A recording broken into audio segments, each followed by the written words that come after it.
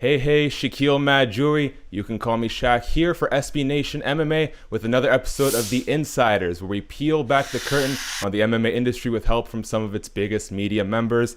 Today I've got a guy who needs no introduction, but I'll give him one anyway. He's of course from CBS Sports, the State of Combat podcast, Morning Combat, and Showtime Boxing, the gas station guru himself. Brian Campbell, how are you, sir? Hi, I have to accept that tag. Gladly. Thanks for having me. I'm doing great. I'm trying to stay sane as everyone else is during these times. My girlfriend shared something with me that she found online, which I thought was quite amusing, which is, especially in the early stage of all of this nonsense, is at any moment I'm either overreacting or underreacting or both. What has been the hardest adjustment now that you've had a couple weeks to sink into all this?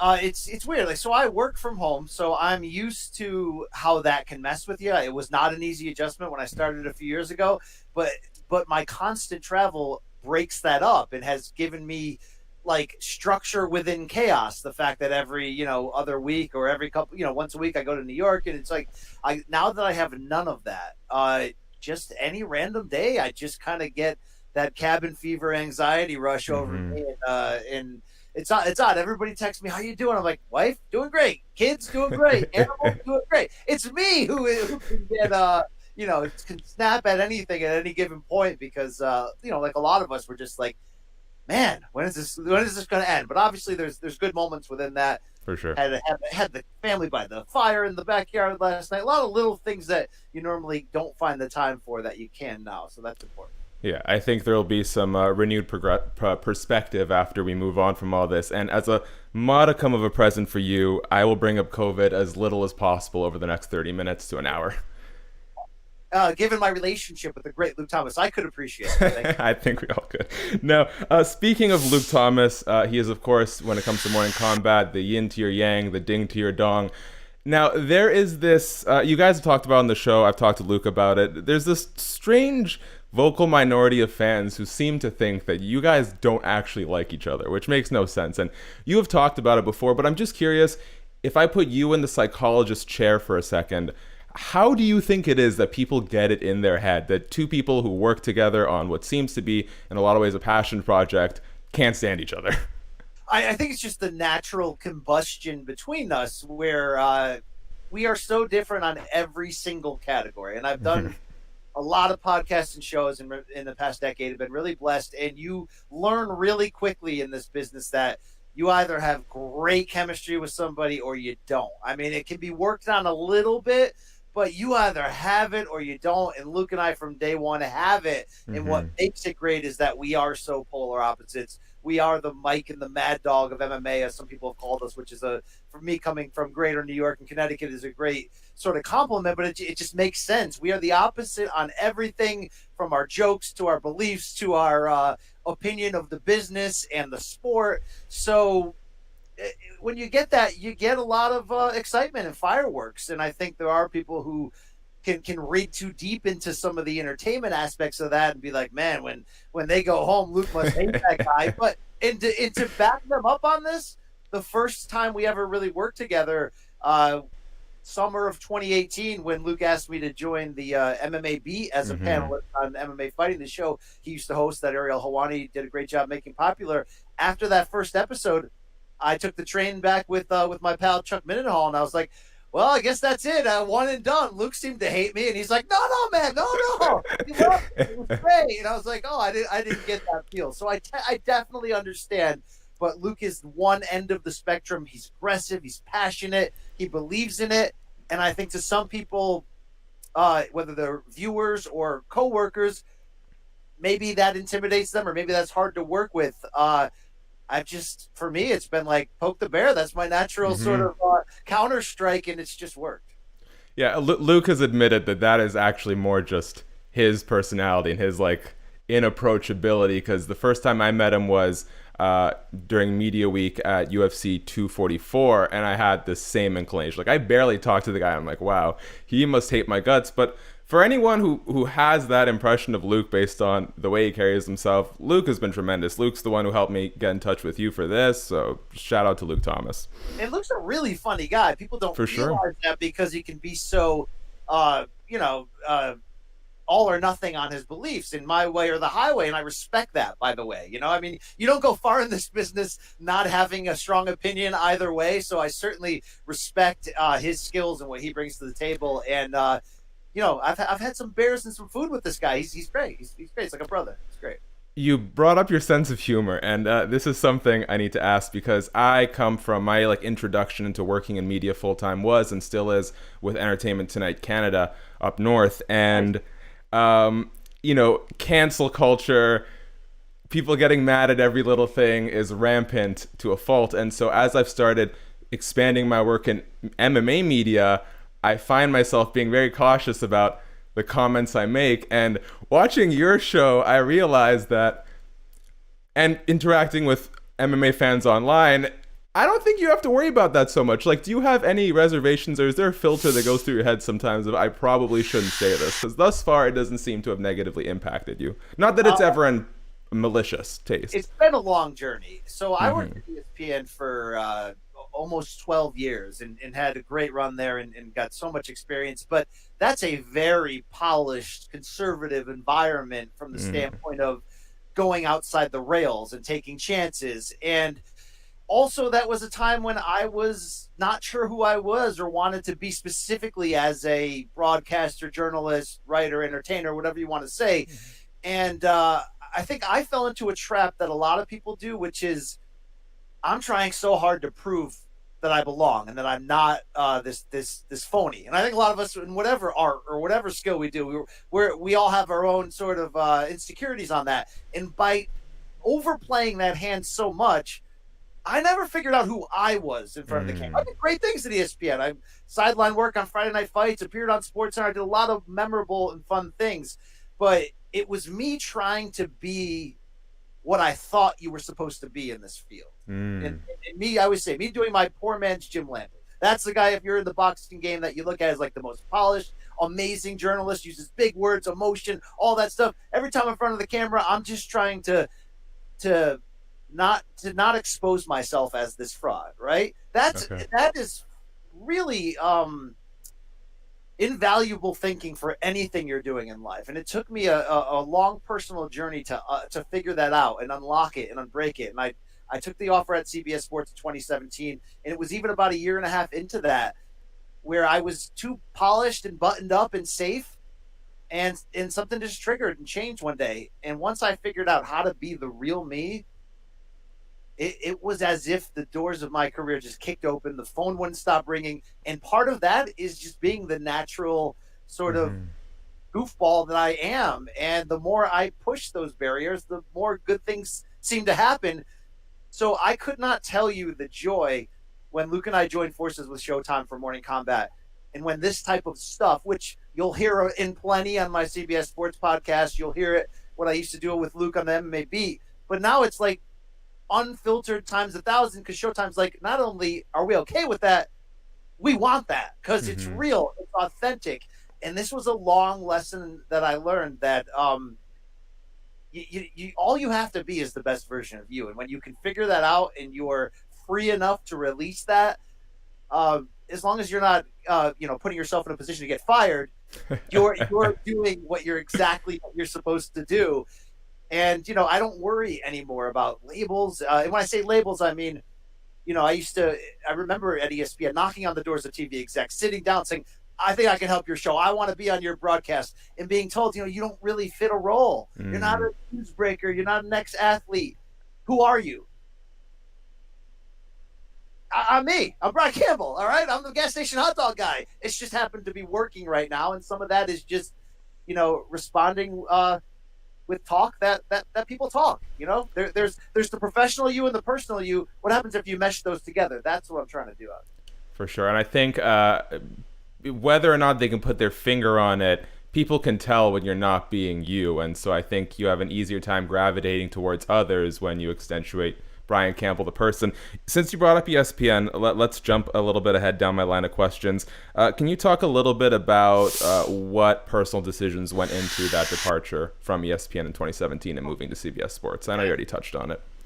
Look, when you're a part of a machine that big, and at the time when my entire affiliation is with niche sports, So, I was an editor on the MMA and boxing pages, and because it were sports at the time that they just didn't really care about, there's a good and bad in that. The bad is that you'll never make any money unless you're like, the number one guy on TV. And the good in that is that most of the time the stuff you're doing, nobody knows you're doing it. And there is a potential in there for entrepreneurship and to really try to carve out your own thing. So, my like a lot of people, my career, I can't give career advice to people because my career has been so wacky. It's right place, right time, right drive, right, step into a new level of confidence and just go for it. So at ESPN, I was given incredible opportunities to write and almost learn how to be a writer while writing and editing, and at the same time to host a digital boxing weekly interview show called Making the Rounds on ESPN that just gave me reps. And that's the thing I try to tell everybody. It's like I can't advise you what to do for your next career step besides get reps at any and all costs, because that's the only way to unlock it. That's the only way to figure out the code and find out who you're supposed to be. And ESPN provided me with that at a very high level. Almost overnight, I went from nobody to at least being perceived as somebody because of the company I was working with. And that allowed me to travel fights. That allowed me to, cross over from boxing to mixed martial arts. And suddenly in 2016, I'm on the road with Brett Okamoto, writing front page columns, doing on-air recaps when I'm making no money as some jobber editor at the time. And I thank everybody who gave me an opportunity. I even thank the people that pushed the door back in my face, because that's where you find out whether you actually want this. So the reason I jumped to CBS was largely because I was never going to be treated at ESPN under that incarnation as somebody more than a hardworking mechanic who can do 50 different things. And it's there's equivalence there to, like, once you go through a breakup and then they see you with another girl and suddenly everybody's calling. I mean, there's some of that in there. I got an opportunity at CBS from a great boss in Karen Portley, who I worked with at ESPN, and I was given the opportunity to cover boxing, mixed martial arts, and pro wrestling at the very highest level. And although I've stepped back a bit on pro wrestling over the past few months, that's for the best, Brian. There's a lot of pro wrestling out there. I have a unique job, and I appreciate that. Very few people can like. Here's how I describe why my job is fun, why it matters, and why I went to CBS. If Floyd Mayweather announces tomorrow he's coming back for the biggest boxing fight of the year, I get to go during fight week and sit at the front row, right? If Conor McGregor is going to fight somebody for the biggest UFC one, if WrestleMania is going to happen, I get to be there. And I've fought long and hard in this business, being the backup to the backup in many different sports, and to get that opportunity alone. That's why I went to CBS, and they have allowed at every turn for me to really spread my wings and figure out who I am. So it's been a real crazy last year and a half as the opportunities keep coming. Well, I'm glad it works out. It seems like CBS made the right decision. While we're on ESPN, I do want to ask, let's dig into the media stuff a little bit now. Ignoring the fact that the ESPN and UFC have a lot to gain, when you talk about the potential for the sport as a whole, whether that's the fan base or the fighters themselves, who stands the most to benefit from ESPN's investment in MMA, and who stands the most to suffer from it? Who stands the most to benefit from it is UFC and the possible, drafting of casual fans to bring them into the sport. Because look, there's no vehicle that seems to rival the promotional engine that is SportsCenter, and that's because go into any restaurant or any bar or gym or whatever public place, and for the most part, you're seeing ESPN as your default, and that means a lot. That tells the casual sports fan what matters in the moment. Now, hopefully that changes. Hopefully they get more CBS Sports HQ streaming live and free, by the way, 24/7. But you get my point. Who has the most to gain? The idea when Dana White said, 10 years ago that UFC is going to be a major force sport, and we're like, oh, come on, maybe you could be a NASCAR, but could you really be on the level of NFL and NBA? Well, look, when they signed this ESPN TV deal after many solid building and growing in the years, that's a monster move. That is a giant thing. On the flip side, who stands to hurt? It's interesting because I haven't seen ESPN as aggressive in their coverage of potentially like the negative side of things since that deal has been signed. And I think you Mm-hmm. almost really look the past few weeks, Dana White, I think, undergoing a rightful amount of criticism for the boldness in going forward with UFC 249. I mean, there's a freaking island now. You know the stories up to this point. I haven't seen a single negative comment come out of ESPN. So from that degree, I think it's muted their potential journalistic voice in this forum. And that's not a great thing, because when you look at this sports broadcasting landscape, I think in a lot of ways people still look at ESPN, whether it's digital, editorial, or in TV, if not number one, then still right there as the premier. Now, obviously, you can't speak from their experiences, although you did work at ESPN for a time. People like Ariel Helwani, Mark Raymundi, who did a lot of really great journalistic work prior to joining ESPN. Is it safe to say they're probably being stifled to some degree? I would assume that, and that's not with any inside information. Mm-hmm. I'm not, going back and calling out old friends and getting the inside story, but I would assume that based on things I've seen. And look, I don't want to be throwing, stones from a glass house or anything. Yeah, we don't. I mean, if I'm in that same spot and at different points in my career with different companies, I've been in a similar spot where your potential critical voice has been muted because that's business and that's the way things work. I also don't want to sound like a hypocrite, because I'm not a beacon for journalistic hope and vision, and I say that respectfully and with honesty. I don't break news. I'm in a spot at CBS where that's not my role. We're more of a reactionary news base. We try to give you the best possible instant reaction, but even beyond that, it's not my skill set. It's not my favorite. I look at what we do as the entertainment business, and I have back, years ago when I was no-name editor at ESPN, and my dream was to get one byline covering boxing on the site. That was literally the thing I felt I could retire and be like, I made it. I got to the mountaintop. I did it. All that work was worth it. And it's not that I don't believe in journalism. I'm not trying to compare journalism to a religion or anything, but it's like, it is what it is by those who that's their goal, to do that and nothing else, and take the consequences that come with it. My goal is to be your best friend inside the fight business, who likes fights as much as you and has an opportunity to tell you why you should care. And I don't mean that to demean my role. I love fights. I got a passion for this game, and somehow I've found people that are willing to pay me to bring that pressure to the forefront, including Showtime, who's like, hey, you want to watch some old fights with Luke Thomas and crack a couple beers in your basement, and we'll stream it on YouTube and we'll pay you for it? I mean, pinch me, please. Pinch me. Inject me with this. Are you kidding me? So, yeah, that's who I am. I don't want to speak for my ESPN brethren, who I respect and love, but I feel like their voice is not being heard in this moment. What do you make of, as someone who's been in the combat sports space for quite a while, what do you make of the UFC's current relationship with MMA Media? Because, getting into it, I currently write for Bloody Elbow and MMA Mania.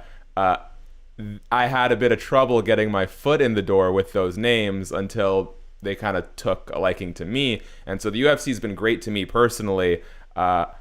I know that hasn't been the case for everyone over a period of time. How has that relationship sort of gone on over time? Because right now, with the whole COVID situation, it seems like there's a lot of tension between Dana and the press. Yeah, I've always found the UFC to be incredibly fair. I have a great relationship with them. I've worked on that relationship with them, but that doesn't stop me at any point from writing the critical stories, saying things on camera or on a podcast that I feel are truth. I also believe in limits. There's limits to how far you want to go. I'm not going to look into a camera and be like, Dana White, you absolute a-hole. Like, right? There's limits. But with that said, Dana White is a sports commissioner unlike any other. In MMA, under the big top 10 of combat sports, and believe me, I come from boxing. Boxing is there's no organ. Boxing is the wild freaking west of no organization. UFC is like the cleaned up, classy version of what a combat sports thing, but it's still combat sports. It still doesn't have the same rules as a more buttoned up NFL with a players association and union and all that stuff. So you get Dana White in situations where, we've seen media members banned. We've seen harsh reactions to certain things. They've not always made it easy to seek the truth in certain public forums like press conferences. Luke Thomas calls those pep rallies. They're freaking entertaining as heck, by the way, and they do give you the access to get the sound bites that you need to to get content, but is it give you the same access to ask the right questions? No. Mark Remende got booed out of the building when he asked about Poor Mark. COVID. We've seen many other situations where people have done that. I love UFC's internal people, the PR people. I get along great with them. I work with them. I haven't had a problem. Do I understand, though, that there may come a day when even me takes a really harsh stance and may not end up with the same access I am accustomed to because of, yeah, I know that every day, and that's fine, and that's the way it is. And if it happens, it happens. I don't shy. I never. The one thing I try to do, like the one working mission statement that I care about more than anything within me, not tell the truth in the situation. I know that sometimes the truth has to be, like I said, there's levels to it. It has to be either protected and dumbed down and sweetened up a bit, but you got to tell the truth. As long as I'm doing that, I'm fine. I'm not going out of my way to get banned from anything. I know it's possible at any point. I think the UFC's relationship with the media in general it can be hit or miss, and a lot of that is because of Dana. But separate from Dana, I think it's really strong. Let's go back to Morning Kombat for a minute. I think what a lot of people really like about the show is, there's a lot of entertainment to it. There's banter. Poor Jay gets picked on all the time. There's dick jokes and poop jokes. With that as kind of a framework, I think it's become very apparent that there's a lot of creativity missing in MMA media. What do you think is missing most out of the current media landscape in MMA? So it's kind of combat sports in general. So it's like this. The more that individual media outlets, which have television arms, become partners with leagues in terms of broadcasting, and TV money is the backbone of everything in a lot of ways. I understand that, you're not getting the purest form of journalism in some cases because everybody's got to eat at the end of the day. Okay. Like I said, I was at ESPN. I've seen certain things when you're tied into someone you have a business relationship and you can only go so far. You see that in coverage in boxing. I think ESPN's boxing coverage, not in the written form, but on the television form, sometimes is in a voice that's so focused more on selling you something than telling you the exact truth of what's going on. So that is something that I feel like a lot of shows are handcuffed or compromised by, whether they're choosing to do it or whether that's part of the rule set that they're in. What I love about Morning Kombat, and I think makes it different from mostly everything I see, is I think it's the first show in which like I said, I'm 100% my real self. And what I mean by that is I am 100% telling you the absolute truth of what I believe on that. And that wasn't always the case because of those things I just identified. So what does that mean? Here's the difference, okay? If I'm working at ESPN and I'm going on camera and somebody's going to ask me, who do you think's going to win this fight this weekend? Let's say the fight's a giant-ass mismatch. I might not go to the lengths of disrespecting in a role like that the fighters, the promoters, the networks, and just be like, this fight is a piece of crap. And say, this fight is expected to have the chance to be one-sided. But then there's the you who your friends text and go, oh, yeah, what about that fight this weekend, man? What do you think that'll be? And then you're like, oh, that guy's washed. He's going to knock out. I get that that's disrespectful. I get that there's a chance a fighter could hear you say that and be like, man, who the F are you? And you're right. Who the F am I? I'm BC. I'm nobody. I eat out of a gas station. But there was a point in time where it hit me, and I'm like, there's circles in my life where I'm absolutely real about this thing. Why can't I be that all the time on camera? And it just was the perfect storm that I sort of came to that revelation right when I started getting guest spots on the MMA Beat with Luke. So I think when we came over to Showtime, it was just time. He doesn't hold back anything, as you know. And I think what helps Luke is he's one of the rare people who's built a independent journalistic foundation under his own brand. So should he be fired tomorrow or the business crumble around him, he's still got an outlet to get his takes out there and an ability to make money. And I sure as hell respect that. I have never been with a team like we have at Morning Kombat, like I said, where the structure supports the kind of honesty. And, even if it's about things that affect Showtime, we're not reckless about it, but we still bring the truth to the forefront, and we are backed in that. And I respect that. So I think we just tell it like it is in a way that people can understand, not only as authentic, but it's not trying to be dumbed down authentic either. It's straight in your face. The guy's washed. Okay. He's washed. I'm sorry. All right. If I see him in person, he might try to fight me. That's the case, but he's washed. I have to tell you that he's washed. I'm washed too, brother. By the way, I'm 41. I got old balls. I'm washed, okay? But so is he as a fighter, and I'm going to say that. When I was in UFC Vancouver, because it's local to me, it was easy to go do media there. Todd Duffy, when he was talking to media on Fight Week, he kind of started lashing out at the media and the way that media brings fighters down, and it turned into kind of like an open forum where the media was throwing questions, asking, well, what about the UFC's involvement on this? And so when I uploaded that video, I put a poll and I asked fans, who do you think is most responsible for bringing fighters down? The promotions, the fans, or the media? And the poll was a resounding thumbs down for the media. Why do you think that the public has this perception of us? Well, because the media, for so the media's job is to obviously report news and results, but when you get into roles like I have, I get people to tweet me, who the hell are you to say this? Well, I'm a paid analyst. So that's who the hell I am to say this. I'm paid to give an opinion. And because I'm a media member, my opinion then gets broadcast to a larger audience. I may be given the same opinion that some fan down the road is given, and he may try to type at that fighter and say it, but it's going to sound much larger and more important from a media member, and it's going to hurt more in a way that, look, we all have problem taking criticisms, all right? Like, some of us are way softer than the others. Some of us get that it comes with the territory in any form of passion and every form of endeavor where you have a public stance in a forum, or heck, anyone, all right? I go to some travel 12-year-old soccer games. The referees, the parents take it out on them, all right? Those referees get the credit right up front, right in their face. It comes with the job. But again, when it's coming on a national level, and I think that's where it happens. Can media in any sport certainly go too far? I mean, yeah, of course, but at the same time, I understand why fighters can be sensitive to some of this. I understand why it's always easy to blame it on the media. I mean, like Dana White right now is kind of blaming this whole reaction to his COVID reactions on the media.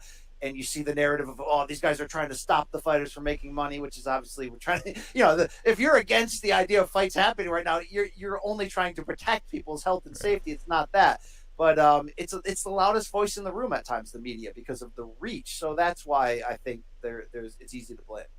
And let me throw out an opinion of my own from just doing a lot of writing, which is the things that appear on a lot of fighters' feeds are only the things that are getting clicks. And unfortunately, I can put out a piece about Curtis Millender trying to give back to the black community like Nipsey Hussle, and I can put out a piece about Henry Cejudo wanting to fight Amanda Nunes, and it's not up to me who's sharing those stories. And oftentimes what at least the fan base on Twitter is sharing and clicking on is a lot of garbage. So in that case, I don't take responsibility for that one. I'll take it even further. I mean, look, the good news, it doesn't get clicks, and we are in a click environment now. Depending on the site you work for, the company, some hold pure journalism a little bit stronger. Some are just straight up, we are Click Nation, and that's the reality of it. So if I present a story like you mentioned of a fighter doing a good deed, my editor's probably gonna be like, nah, this well, it's not gonna move anything. But this fighter talking bad about this fighter, of course it's at the end of the day, what is our consumption of media, especially through the lens of social media? It's no different than sitting at the lunch table in high school and being like, you hear that girl? I think she banged that guy. It's the same crap. It really is. It's made the world smaller in a lot of ways, but it's not that, you don't find pure journalism and ethics on Twitter. I mean, are you expecting that? No. People tell me I'm the fat lamp face all the time on Twitter. It is what it is, all right? Actually, you're not that fat, but that's fine, all right? Well, if you're training for that quasi fight with Luke Thomas, I'm sure he'll get even better shape. That idea, I need to get away from that idea. Yeah, I don't know why you pushed that one. He's a large man. Yeah, power lifter, that guy, yeah. Now, as we start kind of heading towards the lighter topics, I do first want to ask, and this is as someone who I am not religious or spiritual, but I've done a number of mission trips to South Africa, and sort of being completely consumed in an environment that's predominantly Christian or Catholic has been really interesting in a lot of ways. And so I always like to ask, you talked about how you don't really want to push that path on your kids, and it's something a conclusion they have to reach on their own. Can you tell me a little bit about your own relationship with a higher power, and where that kind of peaked, and how it kind of ties into the work you do. All right. I was raised sort of distant Catholic, got confirmed, did the whole job. But I think like, especially back then, it was more like parents had the fear of like, will I go to hell at the end if I didn't put my kids into once a week Sunday school? Like that's sort of like the transaction, but it did Yeah. give a nice foundation. I found a need for a relationship with Christ and Christianity through basically a young life filled with missteps in my late teens and early 20s, and it was a time where we didn't understand mental health, and I think just recently I'm kind of understanding a lot of my life and the why things went the way they did, and the connection between anxiety and depression and stuff like that. So it was kind of a rock bottom turn in my mid 20s where I couldn't get away from a rock star lifestyle in a life and career going nowhere in a crappy apartment at the end of a broken relationship, and just sort of like it's either going to end soon or something's going to happen. And in my hour of despair, I leaned back on all those years in Sunday school and was just like, okay, if this is real, like, happen now, because it's not getting any better now. It's going to only get worse right now. This is the turning point. If you're real, be real in this moment. And I could write a book or write a movie script on what actually happened next. The physical transformation in the moment, the voice I heard as audible next to me saying, "It's over, it's all over." And this was in a car outside of a concert in a parking lot. You can imagine what's going on in that car. And from that moment forward, November 28th, 2003, Wow. no one had to tell me that, like, okay, you're a Christian now, you follow Jesus Christ. Like, it wasn't like it was something I bought into. It was just for me, something I knew that I knew that I knew that I knew that I knew in that moment, that all the bad things in my life that had followed me, that I'd been unable to defeat, they were gone. And I mean, and they were gone like that. And there's something magical in there. That's a life changing moment that turned my life around, that allowed me to go in the positive direction. And like everyone else, there's been incredible struggles after that. I mean, I'm blessed with two sons who are twins. They're 12 years old now, but they were both not born less than 2 pounds, 4.5 months. Each had 6 major surgeries in a year. Both told they're going to die by doctors. Each had miraculous surgical recoveries of ways that like aren't even medically possible. So I've seen enough to know that I've seen too much, that I know what team I'm on. I know who's backing me in this race, and that's fine and it's great, and it's the foundation of who I am. And there's been many turns, job wise, occupationally, where my faith comes into play all the time. Where I didn't have this vision for where my career is now, even 3-4 years ago. I'm just happy to be there a lot of times. I was sort of condemned to myself as a career underachiever who found a good path to get out of that and was doing pretty good in life. I never realized all this stuff was possible. All this stuff within me was possible. And it was many turns where my faith kicked in, and God made sure that I kept going. And look where I am. Look at me now. And it's an incredible journey. And I'm blessed. Believe that. And I really appreciate how you remember that date. I don't want to drag you back, but would you be willing to elaborate a little bit on what rock bottom looked like? I look at it as an inability. So I'm always very self-reflective person, very honest and harsh on myself. You look at someone like Mike Tyson, who we think of as this like psychopath, yet you hear an interview with him, it's like he's able to tell you exactly what was wrong with him in the moment. And I guess I'm somewhat like that. I knew the excess of life that was dragging me down, but knew in those moments I was powerless to stop that. And I watched my life sort of crumble. And there's different versions of almost like suicide, right? Some people take their lives, other people just sort of give up. And I certainly gave up for many years and figured, it's going to end somehow. And in that moment, to literally know, like, we're closing in on the end. I'm not in good shape. I'm doing bad things in my life. I'm struggling in my job. I got a crappy apartment. I don't have any money. I'm in debt. Like all these things were just sort of coming to a head at 25 years old, a quarter life crisis. And to be able in one moment to just, know, to have it transformed and know that you're loved and that there's a larger plan and that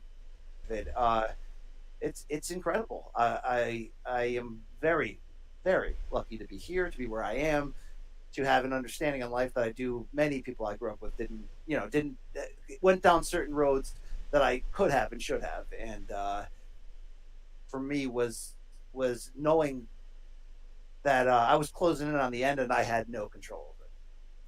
Well, and I think we're all lucky that your life took the turn it did, because combat sports would not be the same without your insight or your humor. Appreciate that. As we begin to wrap up, I want to play a couple of games with you. First, as someone who, like you mentioned previously, has covered pro wrestling, has covered boxing and MMA, I've got a question for you, which is, first, I guess it's a three-parter. First, which WWE superstar, current, so Brock Lesnar doesn't count, no one who's actually competed in MMA, which WWE superstar do you think would do best in MMA? First fight, amateur or pro? That's a great question. Can I use Dean Ambrose, who now is in AEW, as He's been doing some training, yeah. John Moxley? That guy Yeah. loves.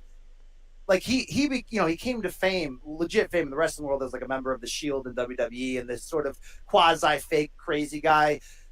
But like anyone that knows the real John Moxley on the Indies before that, this guy's like a death match lover, impervious to pain. He was front row when they did that pro wrestling blood sport show, a couple years back, and Josh Barnett's a part of it, and it's basically like as close as you can come to turning pro wrestling into MMA. And I think that guy, just from the standpoint of being a good athlete, but just being crazy in the right mold to be able to pull that off. I certainly could throw out certain athletes, like a Ricochet in WWE, where you're like, could you imagine him on the ground, the quickness, the ability to transition? He could probably be incredible. But give me somebody who has the right, and I mean this in every walk of life, give me somebody who has the right mindset for it. They'll figure it out. Okay, part two. Which fighter would do the best in boxing? Which MMA fighter? Yeah. I mean, we all want to see, not all want to, but we all would be intrigued by the idea of a Francis Ngannou who has just sick life-altering power, where you're like, whatever he would lack in experience going in there, I mean, could he just make something happen? And Stipe Miocic actually has a bit of a boxing background. That would be interesting. I'd look more toward just freak athletes. I'd like to see. I always respected Tyron Woodley's. Like base level athleticism, that he can adapt to any style. Put that guy in boxing training for me, and see if we can find a welterweight champion there. And last on this, which boxer do you think would do the best in WWE? WWE, I would have said Tyson Fury in the past until I actually saw him in WWE, and it was fairly painful to see. For a couple of fun moments on the mic. That entrance was terrific, though. Yes, that was. I don't know. That's a good question. The problem is you can't be too small, right? Even though we are seeing a sort of open field these days for smaller pro wrestlers to have some magic and some moments. I thought Deontay Wilder would have had some level of a crossover appearance at this point, just because people respect the unreal ability of one punch. Like when Mike Tyson made that move for WrestleMania 14 over to WWE, and it was just like, oh yeah, he could knock out Steve Austin with, it's sort of that whole, like, that just made sense. It's part of what didn't make sense for Tyson Fury, by the way, that he's going to go in there and just knock out a wrestler when he's not a knockout puncher in boxing. Give me Deontay Wilder. I think he can pull that off. Okay. Next, we have a one-of-a-kind segment on the show. Have you seen this shit? Yes. No, we can't use that. I wish. Although, if you can clear me getting the intro just to throw it on there for that one moment, that'd be sweet. What I really want is, I'm starting to look like Jimmy Neutron here. It's been a while since I got a haircut. And so I would like to get Brian Campbell's comprehensive guide to cutting hair in quarantine. All right. So what I did was I just took about 4 or 5 YouTube videos and got everybody's technique and tried to basically meld them together. So I got one of my wife's like thin headbands, put it around at the level that I wanted the fade to begin, shaved underneath the headband up into the point, and it's going to be a major adjustment for you. It took me 2 hours the first time to figure out how to, without, I mean, I don't really have a great mirror set up, but to how to feel. It's a feel thing. You've got to be able to feel the line and trust that you can begin to fade it. So what you want to do is below the headband, you want to shave it completely at the lowest possible setting. And then you want to basically start going up a half notch, whether it be another blade or taking that stick thing on the razor, turning it up a little bit, and you start to flick up and begin the fading process. It's a process. There's other levels to it. You put a higher level clip on and you start to slowly go over, and then it's really just self-maintenance around the mirror, really trying to even out all the parts. I can't tell you how to cut the top. I have not done that yet, but that's another tutorial coming your way. Okay, if you send me the links, I will include them in the description for anyone who wants to get a sweet fade in quarantine. Last thing for you before I let you go, Brian, because you're more than generous with your time. I was looking at your LinkedIn and you said something, daring to be great is on your bio. And so I would like to ask you for your take on how someone watching this, perhaps someone who wants to get into media or any field really, can learn to succeed both professionally and personally in their lives. I am somebody who, like any of us, right? Like deeply battled insecurities through my life, deeply battled like fear of everything, mindless fear. It just like, I had this false sense, even at ESPN, doing the beginning of really good things. I had this false sense of belief that you can't make it unless you're in whatever you want to do, unless you have just natural talent and know how to do it tomorrow. It's kind of like, we all at some point in our life buy a guitar because we all want to play guitar, right? And sing songs. 90% of us pick it up, try it, and be like, oh man, this sucks. Put on an online video, be like, man, this is freaking impossible. And then the guitar's in the closet. Mine is right over there in the closet. Yeah, I feel you. The other 10% are like just naturally musical inclined, and they can just figure it out, and then they can take lessons, they can learn it. I always sort of just felt like, unless you were part of that 10% where it's just natural, and unless you were a young phenom and you went to school for it and you had the right training there and you had the right internships and you had this and you had that's the only way you can get to whatever your mountaintop is. And like, that is such crap. That is the literal like 1% of the whole of people that end up getting there. There's no time limits in life. There's nothing you can't do. It always comes down to hard work. It always comes down to luck. But luck to me is really the, I'm not going to give you some corny where preparation meets opportunity, but it's really like you do enough right things in your life, meaning you treat people right, you move constantly in the direction of your dreams. So you retrain your mind to stop negative talk and stop saying, I can't do that, I'll never do that. And you just keep building this foundation of good. The luck will find you. And the door will open, and what ends up being possible is so much more than you probably believe is. And that's been every step of my career. You get those phone calls. There's a few of those phone calls in life. You get that phone call. I got that phone call last year. Do you want to host this national boxing interview show on Fox called PBC Face to Face? Almost like you're going to sit in the middle, nationally. And it's like, can I do that? Can I do that crap? You got to make that decision in that instant. Yeah, of course. Yes, I can.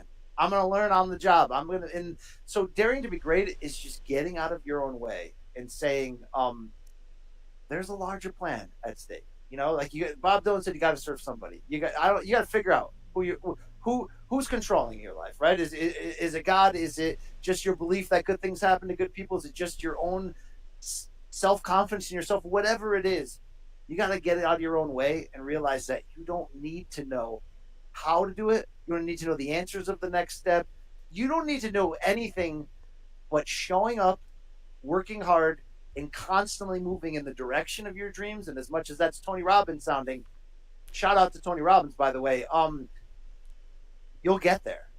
Not if you're good enough, but if you want it enough and if you sacrifice. And I worked until 4 a.m. at ESPN for no money and no overtime for 8 years. I covered so many events for no extra pay. I was on TV at ESPN for no extra pay. There were times that we were eligible to get food at the food bank. I could barely pay rent, yet I'm on TV at ESPN.